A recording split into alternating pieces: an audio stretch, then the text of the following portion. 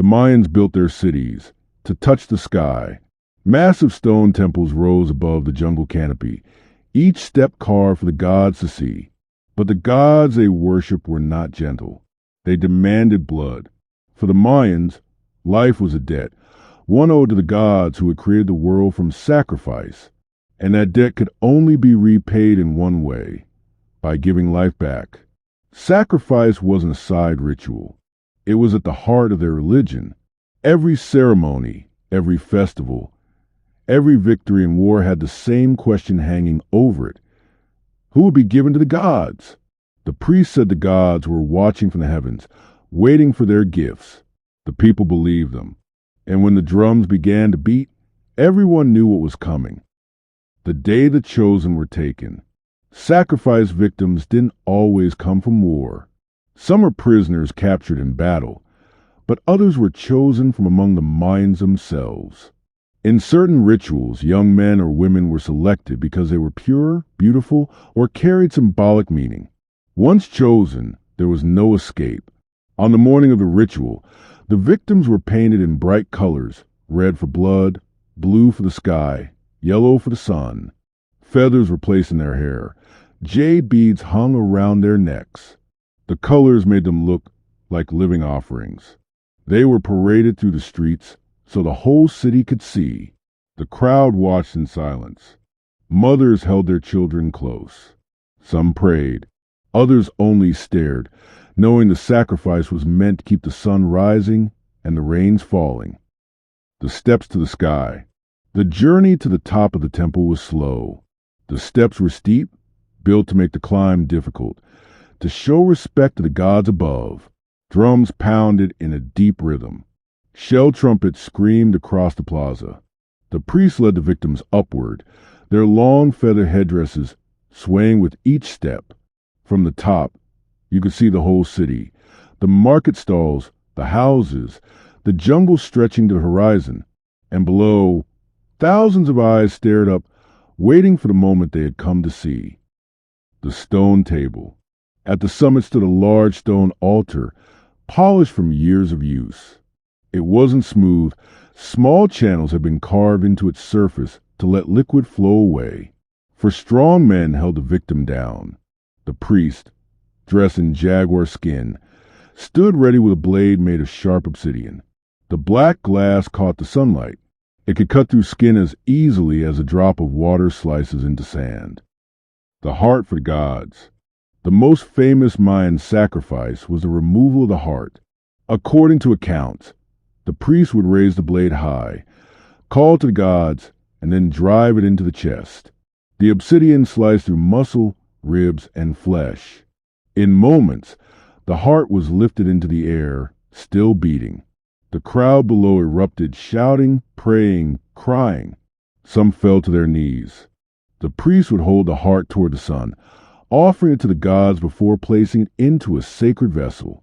The blood was allowed to run down the steps, staining the stone red. To the Mayans, this was the lifeblood of the world returning to its source.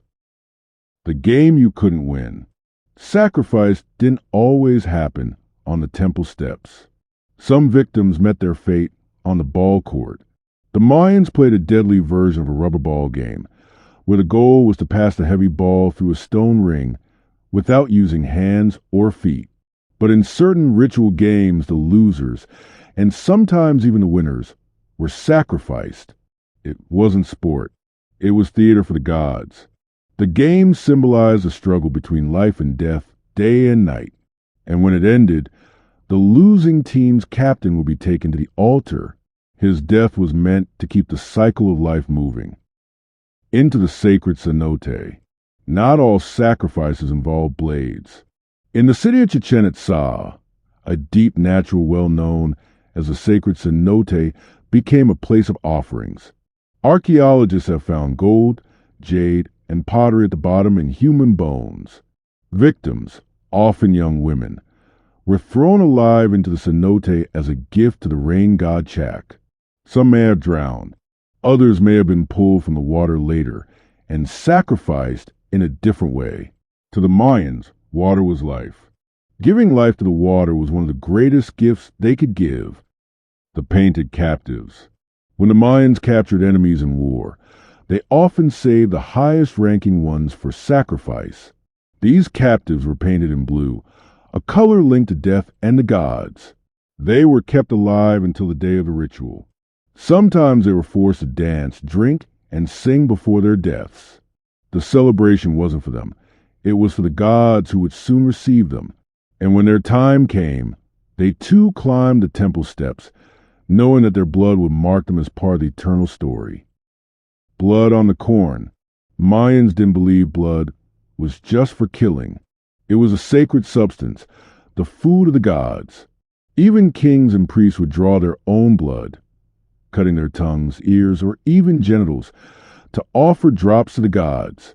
During certain festivals, the blood of a sacrifice would be smeared on corn seeds before planting. This act was meant to ensure a good harvest. The corn, the people, and the gods were bound together in a cycle of life, death, and rebirth. When the sky needed more. Sometimes the god demanded more than one life. During times of drought, famine, or war, entire groups could be sacrificed in a single ceremony. The steps of the temple would run red, and the smell of blood and incense would fill the air. For the Mayans, this wasn't cruelty, it was survival. If the gods were not fed, the world could fall apart. The sun could vanish. The rains could stop. The jungle could wither. The people believed it because they had seen the world turn harsh when the gods were displeased. And so they gave more. The Festival of the Sun. The largest sacrifices happened during festivals for the sun god, Kinachahau. These events could draw thousands of people from surrounding villages. The victims were prepared days in advance. They were given food, drink, and clothing, not as kindness, but as ritual purification. Some were even treated as honored guests until the day arrived. On the morning of the festival, incense smoke curled into the air. The plaza filled with color, banners, feathers, painted faces. The priests climbed the steps with slow, deliberate movements. Each one carried a sacred tool, polished for the moment. When the blade finally struck, the noise from the crowd swelled like a wave. The offering was complete, but the celebration would continue into the night. Not all sacrifices were adults. Some involved children, chosen for their innocence and purity. To the Mayans, the tears of a child were a powerful gift to the gods, especially the rain god, Chak. Accounts suggest that children were sometimes given special drinks before the ritual to make them cry more easily. Their tears were believed to call the rain. It is a detail that makes the stories even harder to read today. But for the Mayans, this was not seen as cruelty.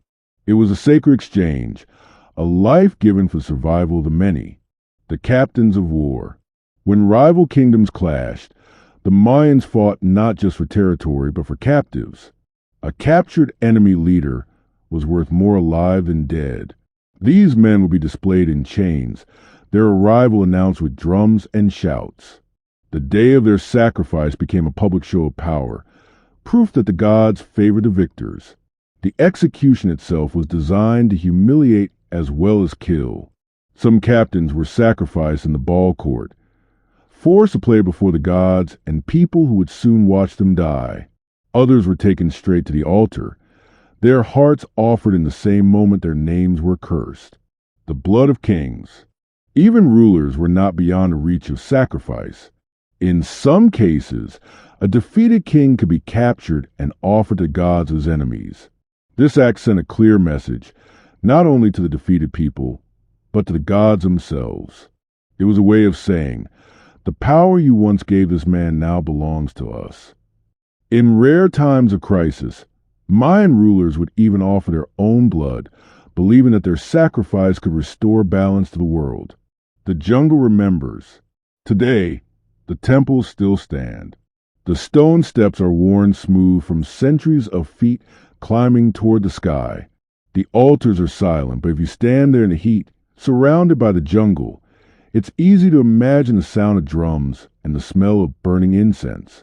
The Sacred Cenote still holds the remains of those thrown into its depths. The ball courts still echo with the game that could cost a man his life. The carvings still tell stories of the gods who demanded blood. The Mayans are remembered for their calendars, their astronomy, their art, but they are also remembered for the sacrifices that kept their world turning, the debt that could never be paid. For the Mayans, sacrifice was never about cruelty for its own sake. It was about balance. The gods had given life, and life had to be returned. Every drop of blood, every beating heart, every life taken was part of that endless exchange. The people believed that without it, the sun would stop rising, the rains would stop falling, and the world itself would die. And so they gave again and again until the Spanish arrived, bringing their own gods, their own laws, and their own bloody rituals.